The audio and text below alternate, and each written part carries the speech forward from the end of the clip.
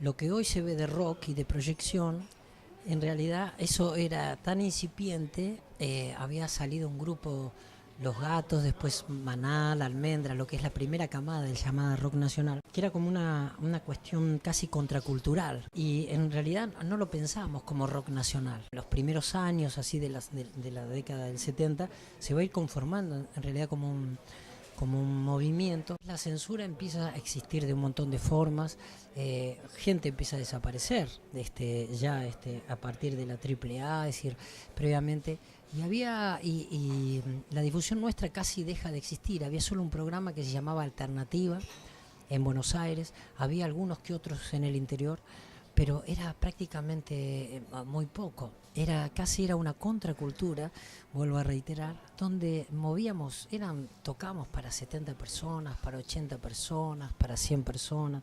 Solo Sui Generis genera una cosa masiva, y el adiós Sui Generis uno puede decir, pero bueno, estaba el Luna Park lleno, pero ese Luna Park significó casi como si hubiera habido 100 Rivers, en realidad, para lo que era la época.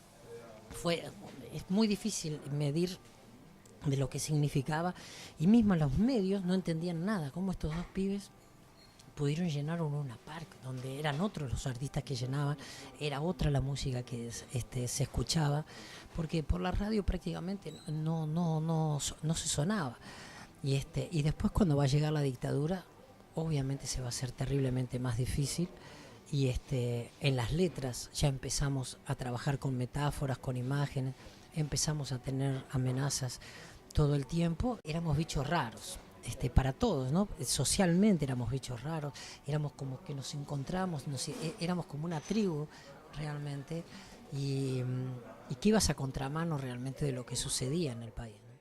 Cuando mandan los pibes a Malvinas, ellos prohíben la música en inglés, que era lo que querían normalmente que sonara, y veían que a los pibes que estaban mandando, ellos sabían, es decir, de las esferas de poder sabía que era lo que sucedía, a lo mejor la sociedad no, pero de las esferas de poder sí. Entonces, cuando tienen que mandar los pibes a pelear, necesitaban ponerse de aliados a lo que los pibes esos querían, consumían y sabían, y era el rock. Entonces, por eso lo hacen emergente, y es como que tienen que aflojar en algo, y ahí aflojan, pero realmente porque se les fue de las manos. Pero así como se llenaba una obra, si vos veías 2.000, 3.000 personas, había como 10 camiones celulares, que no eran los celulares que para hablar, sino los camiones de policía, donde se llevaban para averiguación de antecedentes. La mayoría salía y subía los camiones directamente, era parte ya de la mecánica. Sabía que el que iba era un desafío, era como una militancia, era como una trinchera. Salir al rock era como un desafío, no solo el escuchar música, el ir a escuchar letras que te reflejaban lo que una generación estaba tratando de decir, lo que trataba de representar, cuál era su estructura de lo que quería, el modelo de donde quería social, de donde quería crecer, desarrollarse y manifestarse. Si yo lo decía en una canción, era muy difícil crecer, es muy difícil vivir. Desde esos lugares hablamos, no decíamos no están matando, sino decían es muy difícil vivir. Y otra canción les decía, pueden matarte, hacerte añicos, pero el poder destruir tu cuerpo realmente y despedirte con un soplo de esta vida, pero el poder va a seguir en vos. El Nunca Más salió de una canción, no sé después, pero unos años antes, Nunca Más es una canción mía que decía Nunca Más, decía a partir de una canción mía. Bueno, después fue realmente un pilar de batalla eso, pero salió, realmente lo cantábamos con un montón de gente, viste, acá, o en Misiones, o en Salta, o en Mendoza, o en Jujuy, o en Río Negro, cantamos eso, nunca más, no volver a esa historia, ¿no? Era una responsabilidad como artista popular, ¿no? Y tuvo todas las vicisitudes que tuvo sacar un tema de la dictadura, que nos los prohibieron antes que saliera, que era El Fantasma de Canterville, y bueno, tuvimos que cambiar otro, y lo que hicimos, es decir, no lo sacamos del disco, lo único que hicimos, que como no escuchaban el disco, vieron, no figuraba en el disco, y estaba como lo que hoy sería bonus track, y estaba, pero como no se ponían a escuchar, no les daba para escuchar una por uno.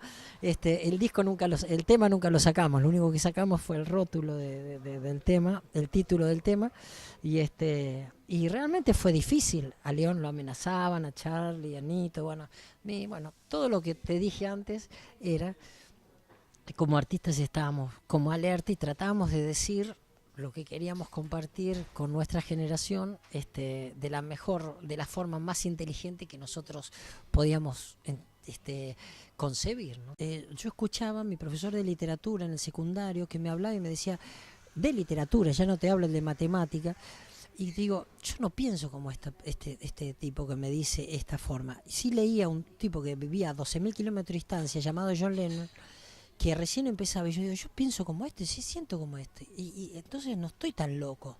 Pero cuando veo, escucho, viste un tipo llamado Spinetta, que había compuesto unos temas, viste, que me gustaba y que tenía, digo, bueno, ahí hay otro acá, y hay otro en otro, es decir, fue como si fue saliendo hongos de un bosque, realmente.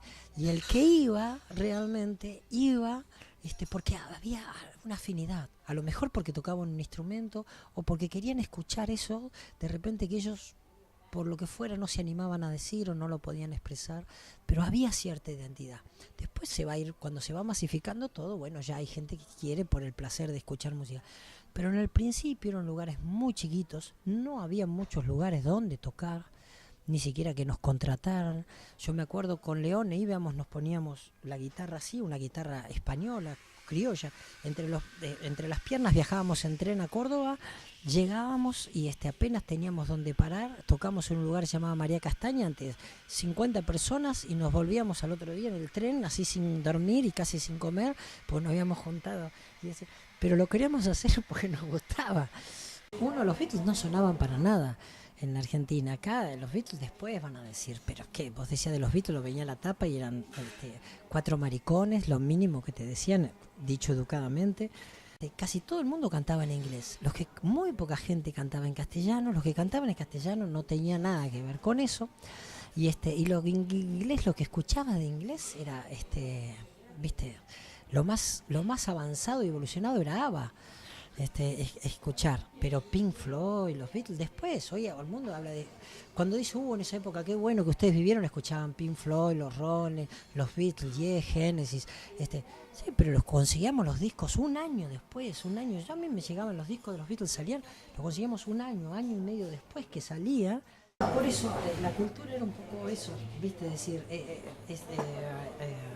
temas en inglés que estaban lejos de lo que podía ser el rock, por decirte así.